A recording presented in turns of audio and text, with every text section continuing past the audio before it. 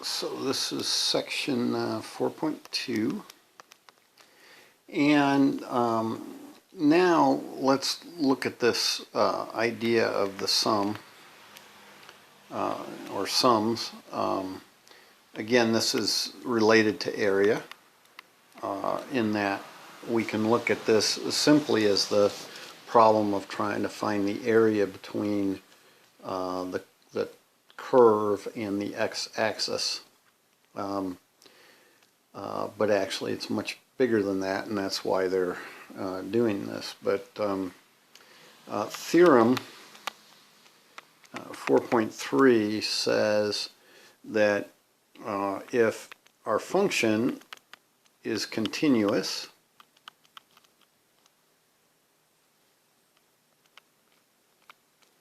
okay, so we have that, and non-negative,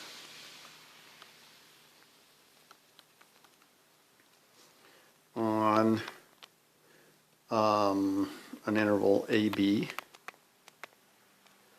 then the limits, okay, the limits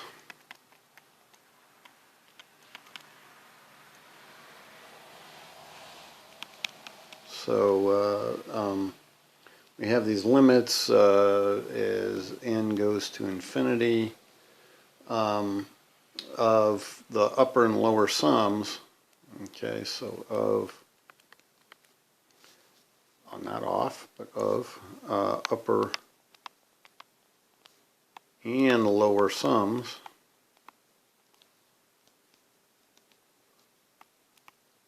okay, exist and are equal.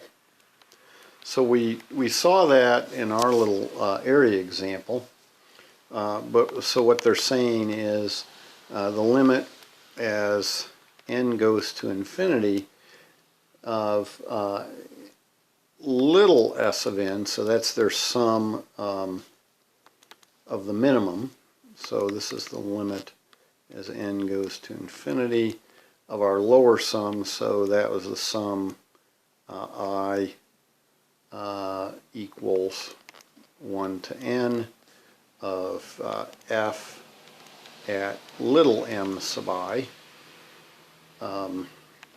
delta x.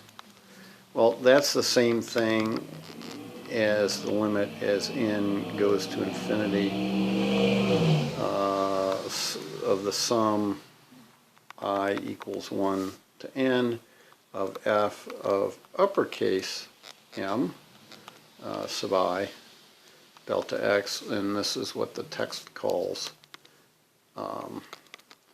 uppercase s. So uppercase s of n. Okay, they're saying they exist and they're equal. Now, here's the thing, is because of that, then if I take any other point inside each interval, and so if I say the limit n goes to infinity of little s of n, or lowercase, well, that has to be less than or equal to the limit as n goes to infinity of the sum I equals 1 to n of f of, and they use a c sub I. I would just use an x sub I or something like, but this works. Delta x. But that has to be less than or equal to the limit as n goes to infinity of uppercase s of n. Okay, so this is where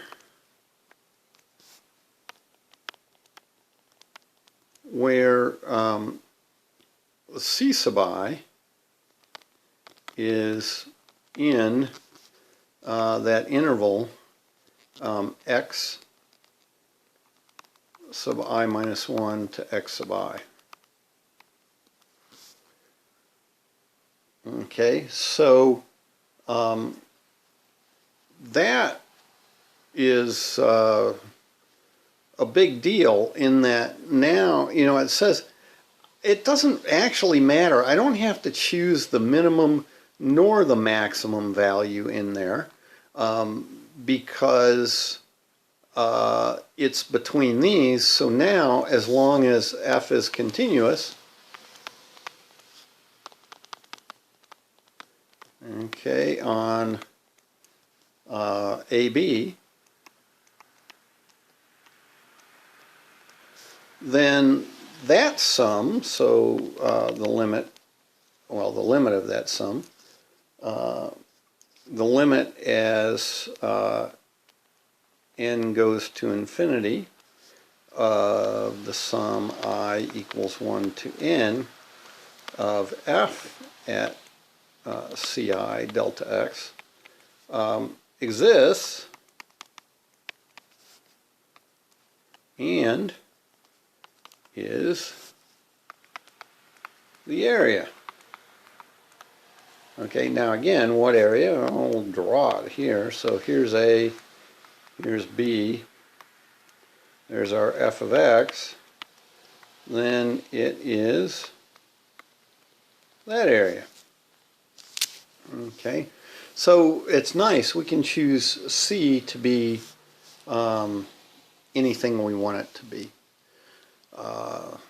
And we get that, so remember where we got that. Since this is equal to that, we're using the squeeze theorem. Okay, since this has to go to the same value that that does, then what's in between in here also has to have that same limit, and that was our squeeze theorem idea. And so we can use any point we wish in the interval and get an answer. Okay, so I think we will call that one good there.